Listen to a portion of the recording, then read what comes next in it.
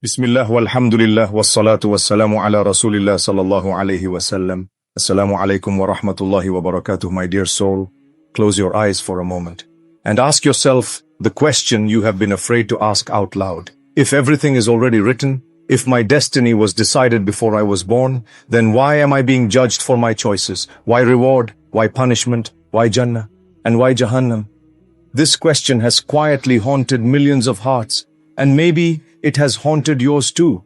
Because deep down, somewhere in your chest, you wondered, if Allah already wrote everything, then what is the point of trying? What is the point of resisting sin? What is the point of praying tahajjud? What is the point of crying in dua? What is the point of fighting your nafs? If it's all written, then is it my fault, or my fate? This question is dangerous. Not because it's wrong to ask, but because shaitan loves what happens after you ask it. He whispers, if it's written, then relax. If it's written, then stop struggling. If it's written, then why blame yourself? And slowly, responsibility begins to fade. Effort begins to die. Hope begins to weaken. But listen carefully. This confusion is not new. Even sincere believers before you wrestled with it. Even people of knowledge once paused and questioned. And the truth is, the answer to this question can either destroy your faith or resurrect it. Let us begin with clarity. In Islam, destiny is called Qadr, and Qadr does not mean that you are a robot. Qadr means Allah's knowledge, not Allah forcing your hand.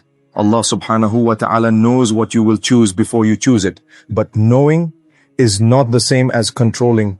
Allah is Alim, all-knowing, not Jabbar over your choices. You don't even know what you will do tomorrow. You don't know if you'll pray Isha tonight. You don't know what temptation will test you next week. You don't know where you'll be 10 years from now. But Allah knows. Not because He forced it, but because His knowledge surrounds time itself. This is why Allah says, وَأَنَّ اللَّهَ قَدْ أَحَاطَ بِكُلِّ شَيْءٍ عِلْمًا. And indeed, Allah has encompassed all things in knowledge. Surah At-Talaq, Ayah 12, verse 12. Notice something powerful.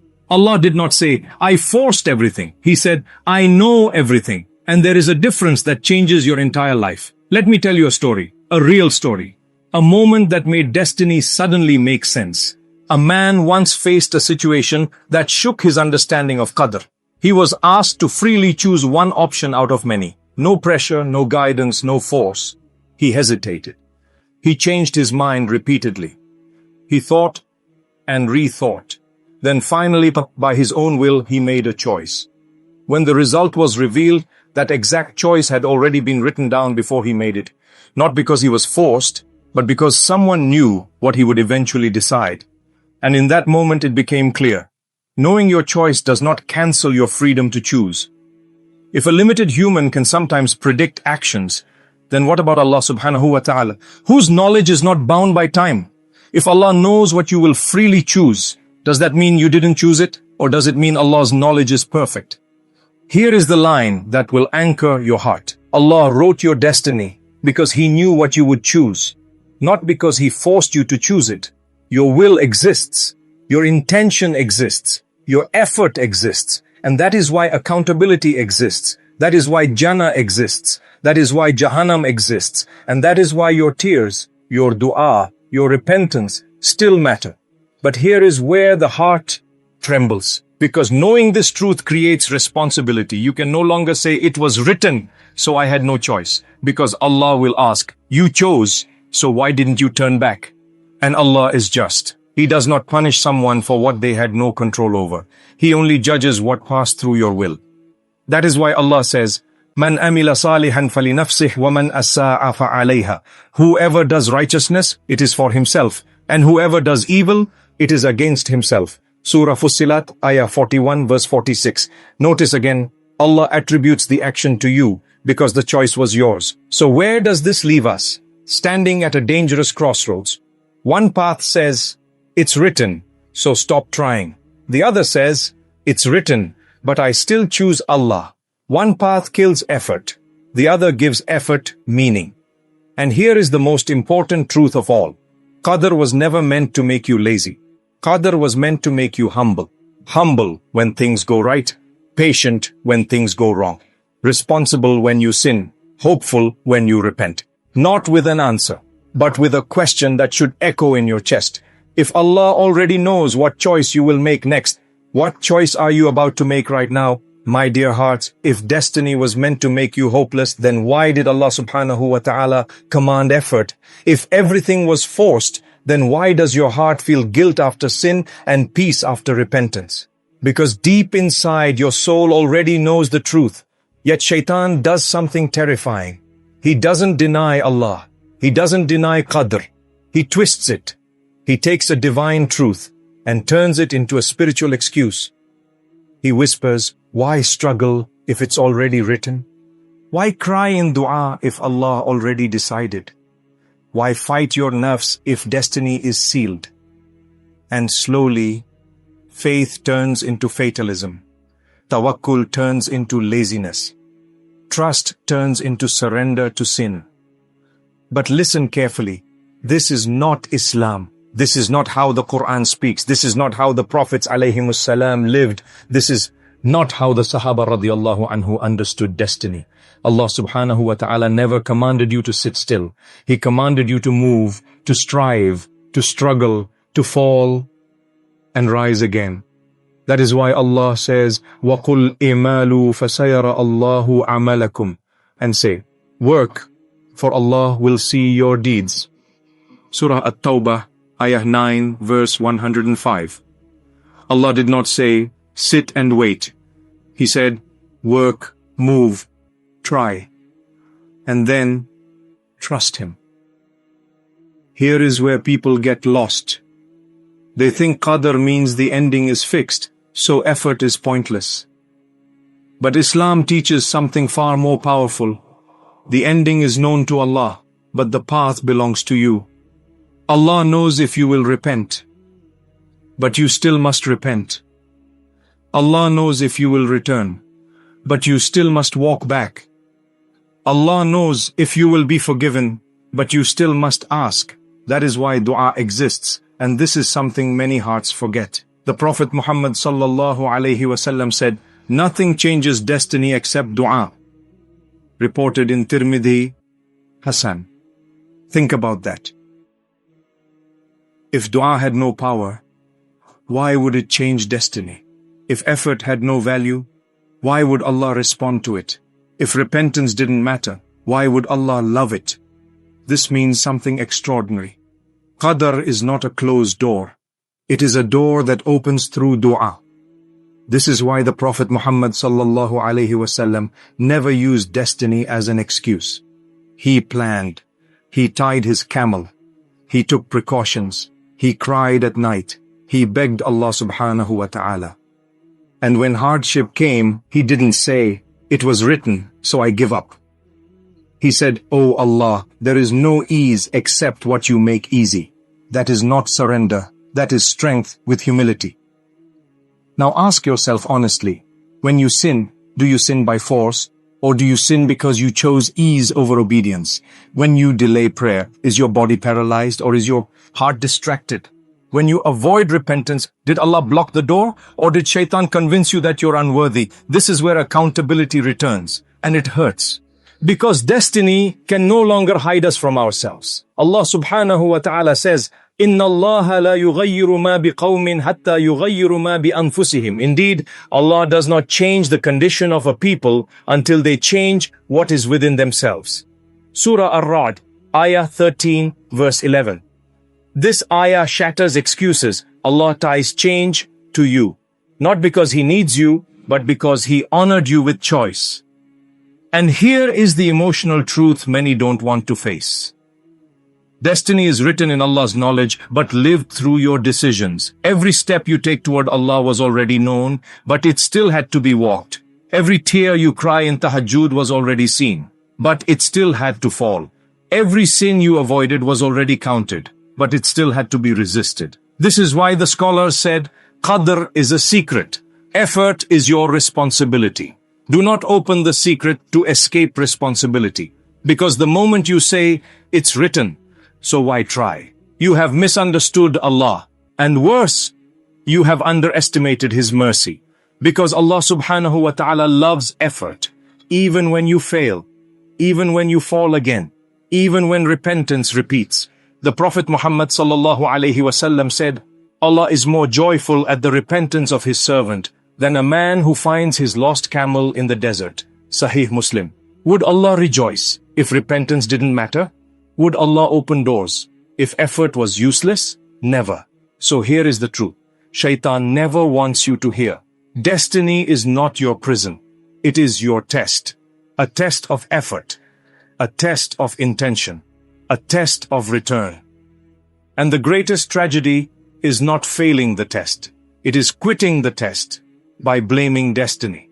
And now, a question that shakes the soul. If Allah already knows the ending, why did He still create the struggle, my beloved brothers and sisters? Now we arrive at the question that lives quietly in every wounded heart.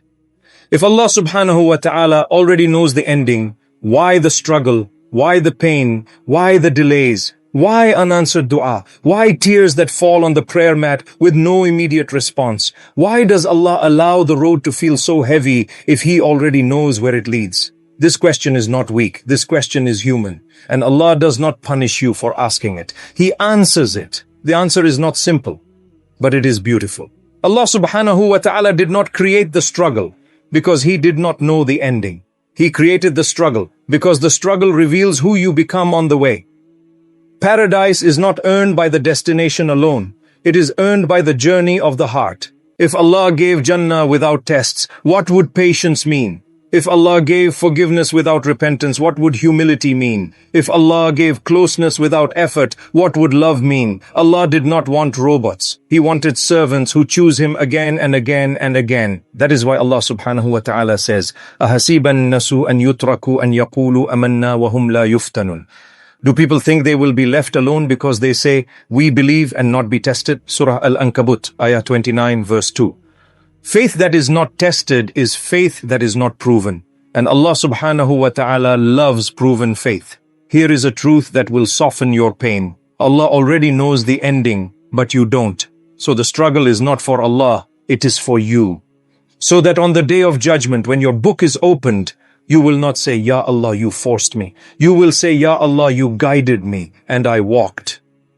Every hardship writes a line in your story. Every delay polishes sincerity. Every unanswered dua is either delayed for a better time. The Prophet Muhammad sallallahu alaihi wasallam said, no Muslim makes dua except that Allah gives him one of three, what he asked for or something better or protection from harm. Musnad Ahmad. So when you think Allah is silent, He is actually choosing. And listen carefully now. This may heal something deep inside you. Allah does not test what He wants to destroy. He tests what He wants to raise.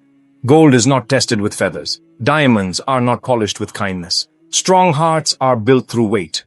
That pain you survived, it shaped your dua. That sin you regret, it softened your heart. That delay that broke you, it pulled you closer to Allah than ease ever did.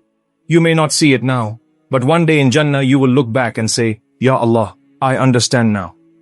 Allah subhanahu wa ta'ala says, وَعَاسَ أَن تَكْرَهُ شَيْئًا وَهُوَ خَيْرٌ لَكُمْ. Perhaps you dislike something, yet it is good for you. Surah Al-Baqarah, Ayah 2, verse 216. Allah does not say it feels good. He says it is good. And there is a difference. So where does destiny leave you now? Not confused, not hopeless, but responsible and hopeful. You act, you strive, you repent, you make dua. And then you place your heart fully in Allah's hands. That is true tawakkul. The scholars said, destiny is like the ocean. Effort is the ship. Dua is the sail. Remove the sail and you drift. Strengthen it, and Allah carries you where you never imagined. And now, listen to this final truth. Allah knew your sins and still created you. Allah knew your struggles and still chose you. Allah knew your return and is waiting for it. Not to punish, but to forgive. So wherever you are, if your heart feels heavy, if your past feels loud, if your future feels unclear, return. Because destiny does not end with what you were. It ends with what you become when you turn back to Allah subhanahu wa ta'ala. Your destiny is not behind you. It is ahead of you, and it is written with mercy. Now close your eyes, raise your hands even in your hearts, lower your gaze and whisper with me, Ya Allah subhanahu wa ta'ala. إلهي إن جئناك بقلوب منكسرات لا نحمل سوى ذنوبنا ولا نملك سوى رجائك ربنا إن كانت دعاؤنا تأخرت فما رديت وإن سكاتت السماء فلم تكن غافلا اللهم أنت العليم بما في الصدور تعلم دمعة خافية وتعلم قلبا ينتفيد بالحزن رب إن قال الناس تأخرت إجابة فنحن نقول حكمتك أعزام من فهمنا اللهم لا تجعل تأخر دعائنا هرمنا ولا تجعل صمتك هجرنا بل اجعله تربية لقلوبنا ربنا أنت الذي قلت وقال ربكم ادوني أستجب لكم فهذا نحن ندعوك فلا تردنا خائب اللهم أصلح تقديرنا إذا صعب ويسر لنا ما خفنه واجعل ما كتبته لنا خيرا ورحمة ربي إن كسرنا فأنت الجبار وإن ضعفنا فأنت القوي وإن تحيرنا فأنت الحدي اللهم لا تمتهن قلوبنا أكثر مما تحتمل وإن أخذت منا شيئا فلا تأخذ معه صبرنا ربنا اجعل دعاءنا نورا في ليلنا وطمأنينة في قلوبنا وبشارتنا التي نحتاجها حتى ولو بعدهن. O Allah subhanahu wa ta'ala, Ya Allah, we have come to you with broken hearts, carrying nothing but our sins, owning nothing but hope in you. Ya Allah, if our dua feels delayed, it was never rejected. And if the heavens felt silent, you were never unaware. Ya Allah, you know what lies hidden in our chests. You see the tears no one sees. You hear the hearts trembling in pain. Ya Allah subhanahu wa ta'ala, when people say your dua was delayed, we say, your wisdom is greater than our understanding. Ya Allah, do not make the delay of our dua a deprivation. Do not make your silence abandonment. Make it a moment of growth for our hearts. Ya Allah, you are the one who said, call upon me, I will respond to you. So here we are calling you. Do not return us disappointed. O Allah, fix our destiny when it feels heavy. Ease what we fear and make what you have written for us, goodness and mercy. Ya Allah, when we are broken, you are the restorer. When we are weak, you are the strong. When we are lost, you are the guide. O Allah, do not test our hearts beyond what they can bear. And if you take something from us, do not take away our patience with it.